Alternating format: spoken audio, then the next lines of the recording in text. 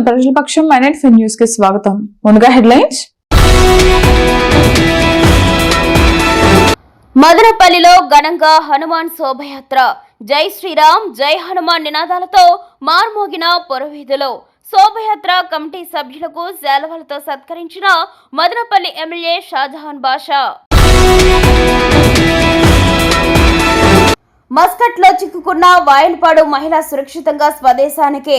ప్రయాణ ఖర్చులు భరించిన ఉప ముఖ్యమంత్రి పవన్ కళ్యాణ్. అధికార పార్టీ ఆగడాలకు అధికార యంత్రాంగం వత్తాసు. రవితేజ కుటుంబానికి అండగా ఉంటామని నిస్సర్ అహ్మద్ భరోసా. మెడికల్ కళాశాల ముసుగులో ప్రభుత్వ ఆసుపత్రిని ప్రైవేట్ వ్యక్తులకు అప్పగిస్తున్న కూటమి ప్రభుత్వం. ఇక డీటెయిల్స్ చూస్తే మదనపల్లి పట్టణం సొసైటీ కాలనీ రామాలయం నుండి హనుమాన్ శోభయాత్ర శనివారం సాయంత్రం 4 గంటలకు వైభవంగా ప్రారంభమైనది. ఆర్ఎస్ఎస్, విఎస్పీ, బీజేపీ, హిందూ పరిరక్షణ సమితుల ఆధ్వర్యంలో వేలాదిగా హిందూ బంధువులు ద్విచక్ర వాహనాలపై జై శ్రీరామ్ జై హనుమాన్ నినాదాలతో శోభాయాత్రను ప్రారంభించారు. బండి బాలాజీ, ఎల్లంపల్లి ప్రశాంత్, నారదరెడ్డి, బండి ఆనంద్, జర్మనీ రాజు, భగవాన్ ఆధ్వర్యంలో రామాలయం నుండి ప్రారంభమైన శోభయాత్ర ఎన్టీఆర్ కూడలి, నీరుగట్టువారిపల్లి మీదుగా Chowdeswari circle, RTC circle, Nemanapalli circle, Bengaluru bus stand వరకు కొనసాగింది. మదనపల్లి శాసనసభ్యుడు షాజహాన్ బాషా ఆధ్వర్యంలో పెద్ద ఎత్తున ముస్లిం సోదరులు శోభయాత్రలో పాల్గొన్న హిందూ సోదరులకు శీతల పానీయాలు, నీళ్ల పాకెట్లు అందించి శోభయాత్రకు సంఘీభావం తెలియజేశారు. శోభయాత్ర విజయవంతానికి కృషి చేస్తున్న పలువురికి ఎమ్మెల్యే శాలువాలతో సత్కరించారు. ఈ సందర్భంగా ఆయన మీడియాతో మాట్లాడుతూ మత సామరస్యానికి ప్రత్యేకంగా ప్రతి ఏడాది నిర్వహించే హనుమాన్ శోభయాత్ర ఈ సంవత్సరం విజయవంతం అయినందుకు కుల మతాలకు అతీతంగా పాల్గొన్న ప్రతి ఒక్కరికి ధన్యవాదాలు తెలియజేశారు. ఈ కార్యక్రమంలో పెద్ద ఎత్తున కూటమి పార్టీల నేతలు, ఆర్ఎస్ఎస్, బజరంగ్ దళ్, విహెచ్పి కార్యకర్తలు, మదనపల్లి ప్రజలు పాల్గొన్నారు. బండి బాలాజీ, ఎల్లంపల్లి ప్రశాంత్, నారదరెడ్డి, బండి ఆనంద్, జర్మనీ రాజు, భగవాన్ ఆధ్వర్యంలో రామాలయం నుండి ప్రారంభమైన శోభయాత్ర ఎన్టీఆర్ కూడలి, నీరుగట్టువారిపల్లి మీదుగా Chowdeswari circle, RTC circle, Nemanapalli circle, Bengaluru bus stand వరకు కొనసాగింది.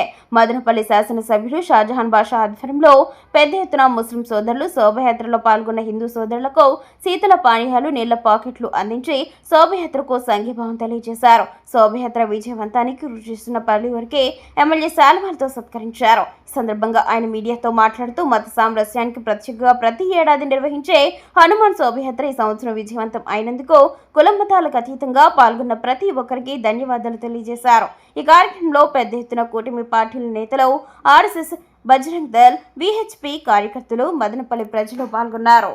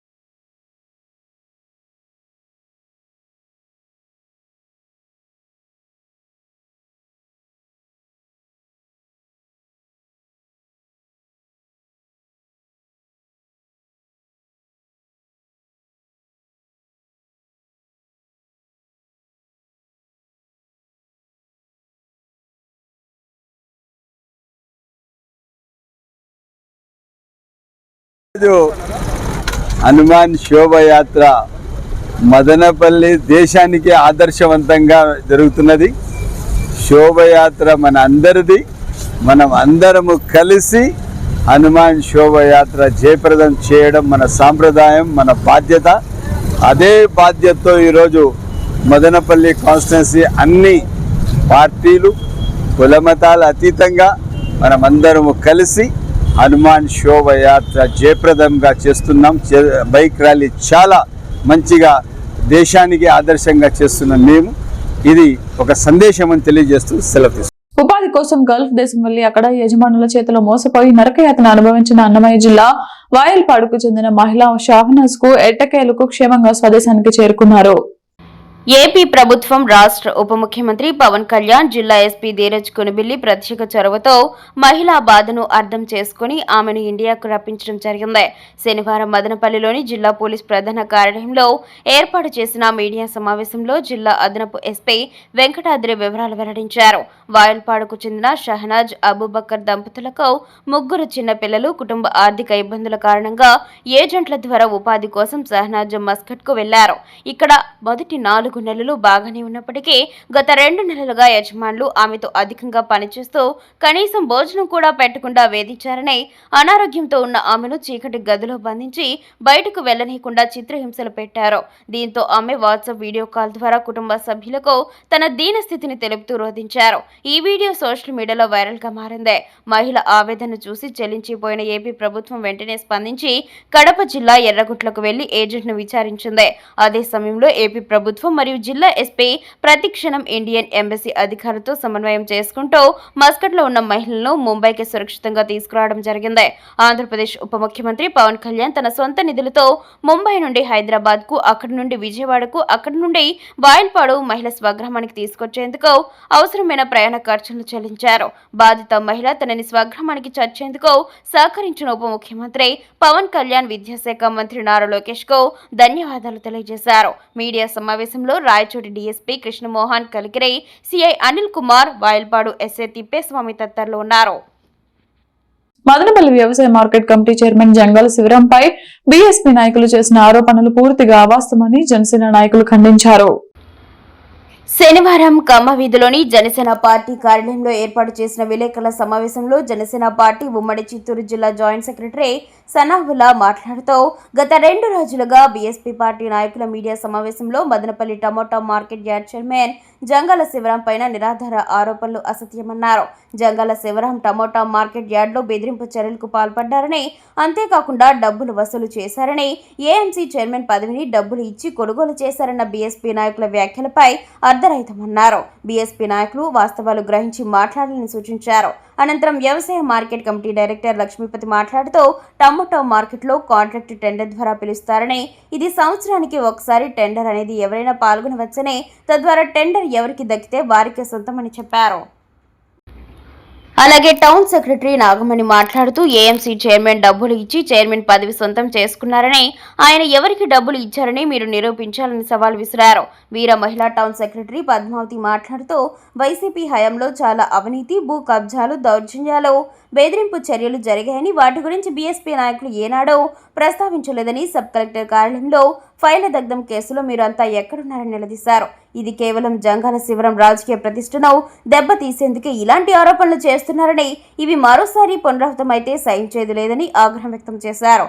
ఈ కార్యక్రమంలో జిల్లా joint secretary Sanaullah, AMC director Lakshmipathi, town secretary Nagaveni, town secretary Padmavathi, town ఉపాధ్యక్షులు పురం నగేష్, టౌన్ ఉపాధ్యక్షులు కలిమి ప్రసాద్, టౌన్ సెక్రటరీ జనార్దన్, సీనా, రమణ, ఆనంద్, పవన్ తదితరులు పాల్గొన్నారు. శివరాం గారు ప్రస్తుత tomato market chairperson Jangala Sivaram గారి పైన కొన్ని అవినీతి ఆరోపణలు వచ్చాయి. ఇదేంటంటే పూర్తిగా నిరాధారిత మాకు సంబంధించిన వరకు. ఎలా అంటే మీరు కొన్ని ఆరోపణలు చేశారు. ఏంటి కబ్జాలని, డబ్బులు వసూలు చేస్తున్నారని, ఇంకా రకరకాల 2-3 నాకు తెలిసి కొన్ని మాటలు చెప్తాను నేను. జిల్లా సంయుక్త కార్యదర్శి సనావుల్లా, మా రామేశ్వరం మండలం మాది. మా పార్టీ సిద్ధాంతాలు మీరు నిన్న ప్రెస్ మీట్లో నేను కూడా విన్నా. మీకు సిద్ధాంతాలు ఉన్నాయా లేకపోతే ఏదో మాట్లాడారు. మా పార్టీలో 7 సిద్ధాంతాలు ఉన్నాయి. అందులో ప్రధానమైన సిద్ధాంతం ఒకటి ఏంటంటే అవినీతి పైన రాజీ లేని పోరాటం. జనసేన పార్టీ సిద్ధాంతం 7 సిద్ధాంతాలు ఒక సిద్ధాంతం అవినీతి పైన రాజీ లేని పోరాటం చేస్తాం. మా నాయకుడు, మా అధ్యక్షులు పవన్ కళ్యాణ్ గారు 2019లో మా ఇన్ఛార్జ్ అయిన రామదాస్ చౌదరి గారికి టికెట్ కన్ఫామ్ చేసిన తర్వాత ఆ రోజు నుంచి ఈ రోజు వరకు కూడా మా దాసన్న పార్టీని నమ్ముకొని పదవి వచ్చినా రాకపోయినా కూడా పార్టీని నమ్ముకొని చిత్తశుద్ధితో ఈరోజు కూడా పనిచేస్తున్నాడు. ఆయన ఆశీస్సులతో వచ్చింది జంగాల శివరామన్నకి ఈ చైర్మన్ అనే పదవి. ఆయన డబ్బిచ్చి తీసుకోవడం పూర్తి అవాస్తవం. ఎందుకంటే ఈ ఆసియా ఖండానికే తలమానికం మదనపల్లి టమాటో మార్కెట్ యార్డ్. ఇక్కడ ఎటువంటి తప్పులు జరగడానికి ఆస్కారం లేదు, అవకాశం కూడా ఉండదు. ఎందుకంటే ఇది అందరికీ తెలుసు, ఈ ఆసియా ఖండానికి అతి పెద్ద టమాటో మార్కెట్. ఇక్కడ తప్పు చేశారంటే ఇది మామూలు విషయం కాదు. ఎందుకంటే దేశం మొత్తం తెలుస్తుంది. ఎందుకంటే అంతటి ఉన్నతమైన స్థానంలో ఉన్న పదవి మదనపల్లి టమాటో మార్కెట్ చైర్మన్ పదవి. ఇది పూర్తిగా అవాస్తవం. మీ దగ్గర ఏదైనా ఆధారం అంటే తీసుకురండి. మీ పార్టీకి ఎటువంటి సిద్ధాంతాలు ఉంటాయి, మా పార్టీకి అదే సిద్ధాంతాలు. మీ పార్టీ నాయకుడు ఎలా క్రమశిక్షణ చర్య తీసుకుంటాడు, మా పార్టీ నాయకుడికి అదే విధంగా క్రమశిక్షణ చర్య తీసుకుంటాడు. ఖచ్చితంగా ఏ షరతుకైనా ఏ డిమాండ్కైనా మేము సిద్ధం. అంతేగాని ఇంకో మాట, ఈ సభ్యత్వాల గురించి మీరు మాట్లాడుతున్నారు. డబ్బులు తీసుకుని సభ్యత్వాలు చేశారు, బెదిరించి డబ్బులు తీసుకున్నారని చెప్పి. ఇవన్నీ పూర్తిగా మీ దగ్గర సాక్ష్యాలు అంటే తీసుకురండి, మాట్లాడదాం, తప్పేం లేదు. మీ దగ్గర ఎంత ఉందో మా దగ్గర అంతే ఉంటుంది. అంతేగాని ఏదో ఇంకోటి మీరు ఇంకో మాట అన్నారు, యాక్చువల్గా జనరల్ మహిళకు వచ్చింది, ఇప్పుడు మీరు డబ్బులు ఇచ్చి తీసుకున్నారని. అంటే పదవి మొన్న రాలేదు మార్కెట్ యాక్ట్ పదవి. ఈ పదవి వచ్చి దాదాపు 6 నెలల పైన అయింది. అంటే ఆ రోజు మీకు గుర్తు రాలేదా రిజర్వేషన్ దేనికి అయింది అని చెప్పి? మీకు ఈ రోజే గుర్తొచ్చిందా? అంటే ఎవరైనా చెప్తే మీరు తెలుసుకున్నారా? ఎవరైనా చెప్తేనే మీరు తెలుసుకున్నారు తప్ప మీకు తెలియదు. మీరు పూర్తిగా తెలుసుకొని విషయం సబ్జెక్ట్ పైన నాలెడ్జ్ ఉండి క్లియర్ కట్గా ఉంటే మాట్లాడండి. మేము దానికి సమాధానం ఇస్తే 24/7 మేము రెడీ. మేము కానీ, మా ఇన్ఛార్జ్ గారు కానీ, మా శివరామన్న కానీ, ఎవరైనా కానీ, ఏదైనా కానీ. అంతేకాని ఊరికి నిరాధారిత మాట్లాడేసి ఒక ఉన్నతమైన పదవులు ఉన్న వ్యక్తిని, కొనసాగుతున్న వ్యక్తిని మీరు ఇలా మాట్లాడడం ఇది సభ్యత అయితే కాదు. దయచేసి మీరు ఏ విధంగా మీ సిద్ధాంతాలు గౌరవిస్తారో మేము కూడా అదే మా విధంగా సిద్ధాంతాలు గౌరవిస్తాం. పూర్తిగా ఆధారాలు అంటే మాట్లాడండి. ఎక్కడికైనా ఏ వేదికైనా చర్చ సిద్ధం. అలాంటి ఏదైనా అవినీతి ఆయన పాల్పడినాడంటే ఏ చర్య తీసుకున్నా మా నాయకుడు పవన్ కళ్యాణ్ గారు దానికి బేషరతుగా తలవంచుతామని చెప్పి సభాముఖంగా తెలియజేస్తున్నాను. ఈ అవకాశం ఇచ్చిన పెద్దలందరికీ కూడా జనసేన పార్టీ టౌన్ సెక్రటరీ ముందుగా జై జనసేన, జై భీమ్. సో ఏఎంసీ చైర్మన్ పైన వస్తున్న ఆరోపణలు మేము చాలా ఖండిస్తున్నాము. సో 40 లక్షలు పెట్టి పదవి కొన్నారు అని చెప్పేసి ఆరోపణలు చేస్తున్నారు. మీ దగ్గర రుజువు ఏమన్నా ఉంటే తీసుకురండి, ఫేస్ టు ఫేస్ కూర్చొని మాట్లాడుకుందాము. ఇలా బురద చల్లే ప్రయత్నాలు అయితే మానుకోండి. తర్వాత వచ్చేసి నాదెండ్ల మనోహర్ గారికి డబ్బులు ఇస్తున్నారు మంత్లీ వన్స్. తర్వాత వచ్చేసి పవన్ కళ్యాణ్ గారికి అందజేస్తున్నారు. మీ దగ్గర ఏదో మీరు దగ్గర నుండి చూసినట్టుగా మాట్లాడుతున్నారు. మీ దగ్గర ఏ రుజువు ఉంది, మీ దగ్గర ఏమన్నా ఉన్న ఎవిడెన్స్ ఉంటే పట్టుకోరాని మాట్లాడుకుందాం. మీరు దయచేసి అయితే గన జనసేన పైన బురద చల్లే ప్రయత్నాలు అయితే గన బహుజన పార్టీ నాయకులకు చెప్తున్నారు, దయచేసి అయితే మా పార్టీ జోలికి రాకండి. తర్వాత వచ్చేసి మీరు మాట్లాడుతున్నారు కదా టెండర్ల గురించి 16 ఏళ్ల నుంచి మీరే కొనసాగుతున్నారు. మిగతా వాళ్ళు ఎంతో మంది నిరుపేదలు ఉంటారు, వాళ్ళకు ఒక ఇంట్రెస్ట్ అనేది ఉంటుంది, టెండర్లు పాడుకోవాలని ఉంటుంది, వాళ్ళకు ఒక అవకాశం ఇవ్వండి. మీరు దాన్ని బేస్ చేసుకొని ఆయన ఏదో సెంటు భూమి కబ్జా చేసినారో ఆ భూములు కబ్జా చేసిన ఎంతో మంది కొన్ని కోట్ల మంది కబ్జాలు చేస్తున్నారు. వాళ్ళని ఏం మాట్లాడరా మీరు? ఎంతో మంది కులాల పేరు చెప్పుకొని మతాల పేరు చెప్పుకొనేసి అమ్మాయిలు బ్లాక్ మెయిల్ చేస్తున్నారు. తర్వాత వచ్చేసి ఈ కలెక్టర్ ఆఫీస్ లో ఫైల్స్ కాల్ చేశారు. దాని గురించి ఎవరు మాట్లాడరా? మీరు బయట వచ్చి మాట్లాడరా? ఒక జనసేన పైన మీద ఎందుకు అంత ఆరోపణ చేస్తున్నా నాకైతే అర్థం కావడం లేదు. నేను ఇంకోటి ఏం చెప్తున్నానంటే మీరు బయటకు రండి, మేము వస్తాము, నిజాలు మాట్లాడుకుందాము. దయచేసి అయితే గన జనసేన పార్టీ గురించి కానీ, పవన్ కళ్యాణ్ గారి గురించి కానీ, మా ఏఎంసీ చైర్మన్ గారి గురించి కానీ తప్పుగా అయితే నింద వేస్తే మటుకు మేము ఖచ్చితంగా చట్టపరమైన చర్యలు తీసుకుంటాం. ఖచ్చితంగా మేము దీన్ని ఎంతవరకైనా తీసుకెళ్తాము. చంద్రబాబు నాయుడు గారికి కూడా ఆల్రెడీ మేము లెటర్ రాసి పంపించడం జరిగింది. ఇప్పుడు ఆయన సో ఇంకోటి ఏమంటే దీనికి నేను ఆన్సర్ ఇస్తాను. ఆయన ఒకరికి ఇచ్చే వాళ్ళే గానీ, ఒకరికి సాయం చేసే వాళ్ళే గానీ, వాళ్ళు ఒక రైతు కుటుంబం నుంచి వచ్చారు. జంగాల శివరామ్ గారు వాళ్ళకేం లేక కాదు, ఏమీ లేదు. 1 సెంటు 3 సెంట్లు కొనాల్సిన కబ్జా చేయాల్సినంత అవసరం ఆయనకు లేదు. సో నేనేమంటున్నానంటే రుజువు చూపించండి. ఆయనే ఎలిగేషన్ వేస్తున్నారు కదా, ఇక్కడ మురికి నీళ్లు యాడ్ అవుతున్నాయి మంచినీళ్ళు లేకి అని చెప్పేసి ఆయన 2017 నుంచి ఆయన కేసులు వేస్తున్నారు, అర్జీలు పెడుతున్నారు. దాని గురించి ఎవరు పట్టించుకోలేదు. ప్రతి ఒక్క ఎవిడెన్స్ మా దగ్గర ఉంది. మా ఏఎంసీ చైర్మన్ ఎటువంటి తప్పు చేయలేదు. ఆయన పైన బురద చల్లే ప్రయత్నాలే చేస్తున్నారు తప్ప ఆయనకి చైర్మన్ పదవి వచ్చినప్పటి నుంచి, జనసేనకి చైర్మన్ పదవి వచ్చినప్పటి నుంచి ఎవరికి ఇష్టం లేదు.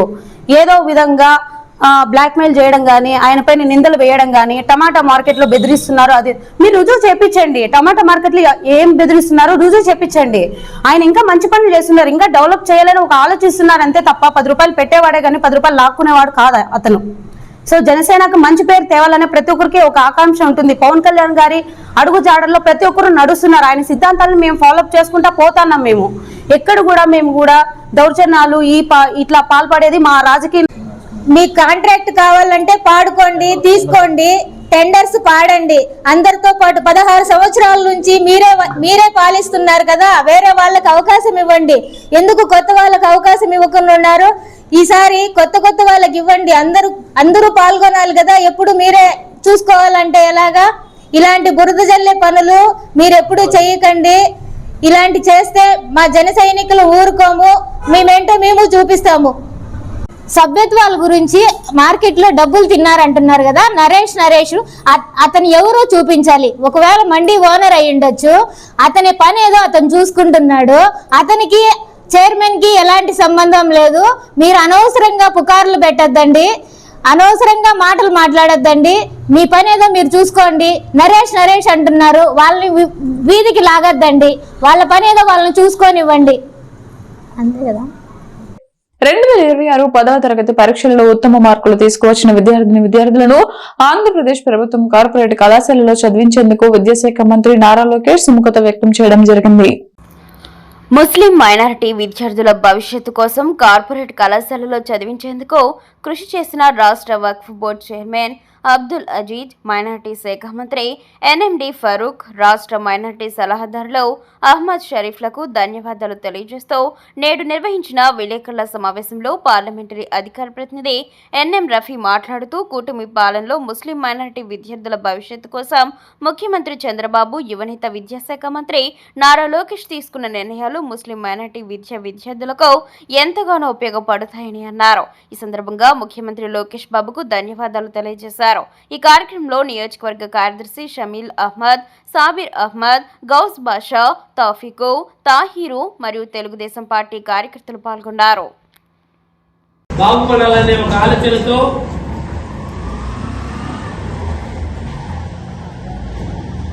గవర్నమెంట్ పాఠశాలలో చదివే ముస్లింలకు మెజార్టీ మెరిట్ వచ్చిన 10వ తరగతిలో మెరిట్ సాధించిన ముస్లిం యొక్క పిల్లలకు గవర్నమెంట్, మన రాష్ట్ర ప్రభుత్వం ఆ పిల్లల్ని బట్టలు, వసతి, అదేవిధంగా భోజన ఆహారములతో, ఉండుటకు హాస్టళ్లతో, కార్పొరేట్ స్కూళ్లలో ఇంటర్ ఫస్ట్ ఇయర్ మరియు సెకండ్ ఇయర్ వరకు రాష్ట్ర ప్రభుత్వమే ఈ ఖర్చంతా భరించాలని ఈ ఆలోచనను మన విద్యాశాఖ మంత్రి గౌరవనీయులైన లోకేష్ బాబు గారి దగ్గరికి మన మంత్రివర్యులు ఎన్ఎండి ఫారూక్ గారు, అదేవిధంగా మైనార్టీ సలహాదారులు అహ్మద్ షరీఫ్ గారు, వీళ్ళందరూ కలిసి తీసుకెళ్లడము, దానిని విద్యాశాఖ మంత్రి గారు ఇది మంచి అభిప్రాయం అని, మైనార్టీ పిల్లలు, ముస్లిం మైనార్టీ పిల్లలు ఈ రాష్ట్రంలో ఎంతమంది 10వ తరగతి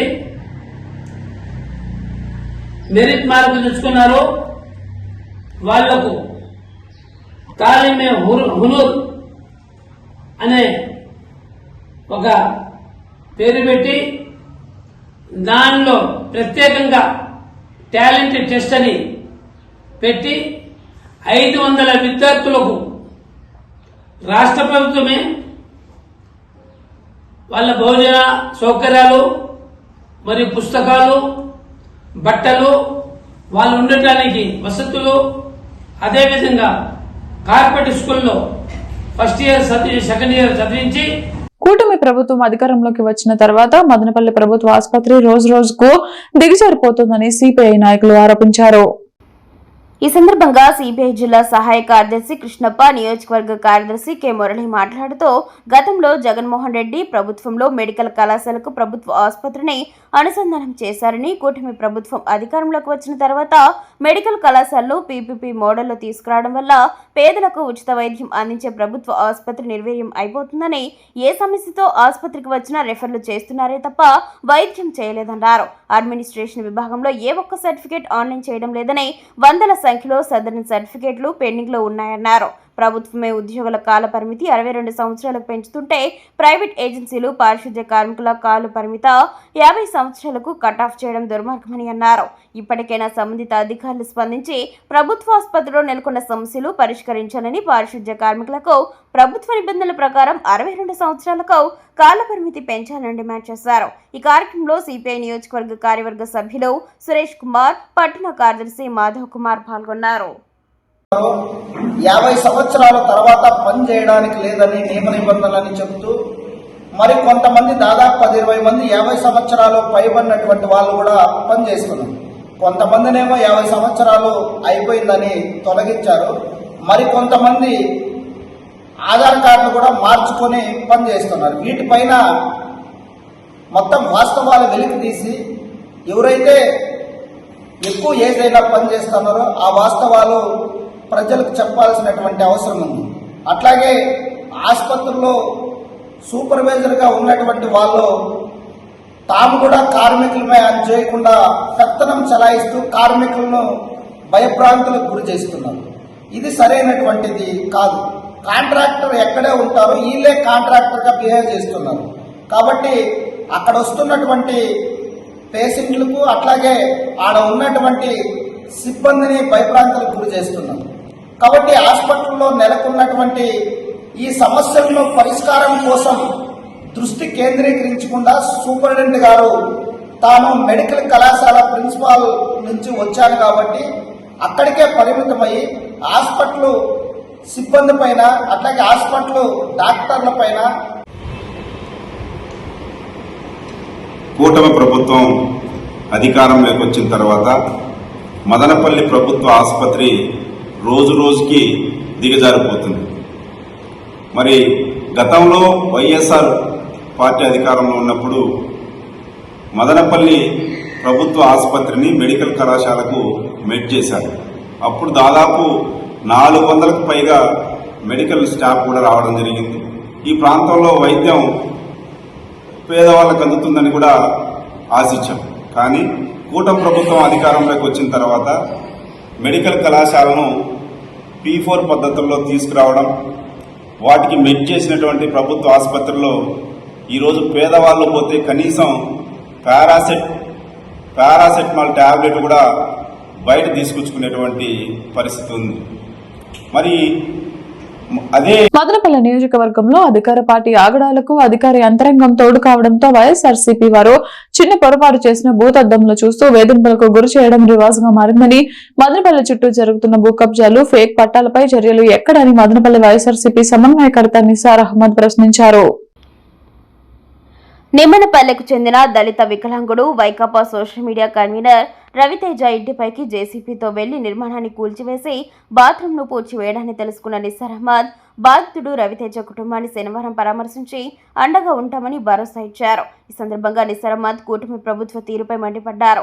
ప్రభుత్వ యంత్రాంగాన్ని రాజకీయ కక్ష సాధింపుగా ఉపయోగించడం ప్రజాస్వామ్యానికి ప్రమాదకరమని పేర్కొన్నారు. వైసీపీ సోషల్ మీడియాలో చురుకుగా ఉన్న దళిత వికలాంగుడిపై దౌర్జన్యానికి పాల్పడ్డం, మహిళల పట్ల దౌర్జన్యం చేసి కూటమి ప్రభుత్వం అసలు స్వరూపం ఈ ఘటనతో బయటపడిందన్నారు. తమ పార్టీ వారిపై నిరంతరం వేధింపులు, అక్రమ కేసులు, దాడులు జరగడం రాష్ట్రంలో నిత్యకృత్యంగా మారిందని ఆరోపించారు. కూటమి ప్రభుత్వం అధికారంలోకి వచ్చిన తర్వాత తమకు వ్యతిరేకంగా మాట్లాడే వారిని లక్ష్యంగా చేసుకుని అణచివేత చర్యలకు దిగడం దుర్మార్గమని ఆగ్రహం వ్యక్తం చేశారు.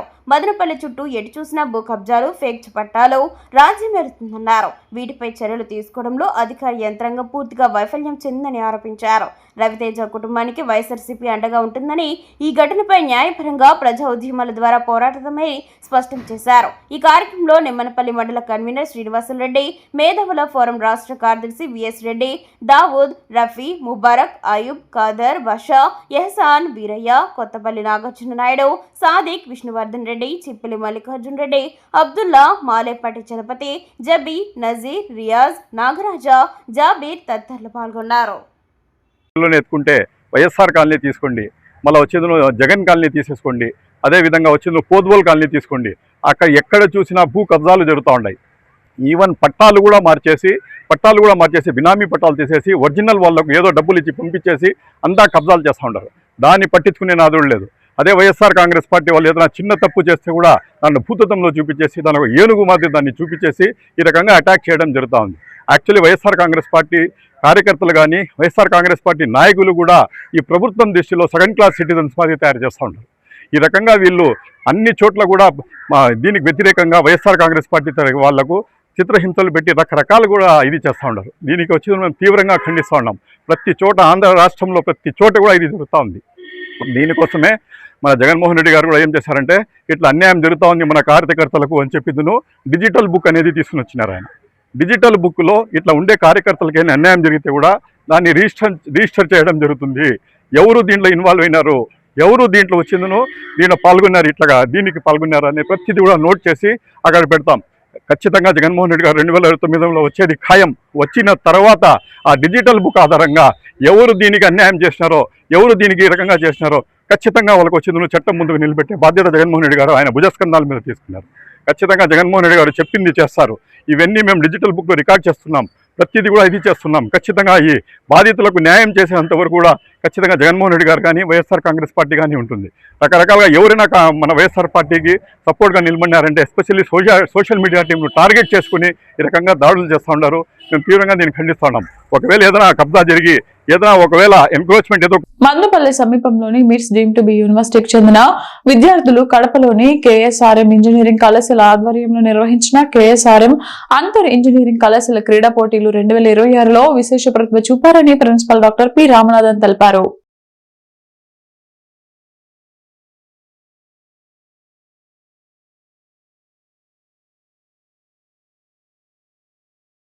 అనుక్షణం ప్రజల పక్షం -5 న్యూస్ ఇంతటితో సమాప్తం. తిరిగి రేపటి బులెటిన్ లో మళ్ళీ కలుద్దాం. అంతవరకు సెలవు. నమస్కారం.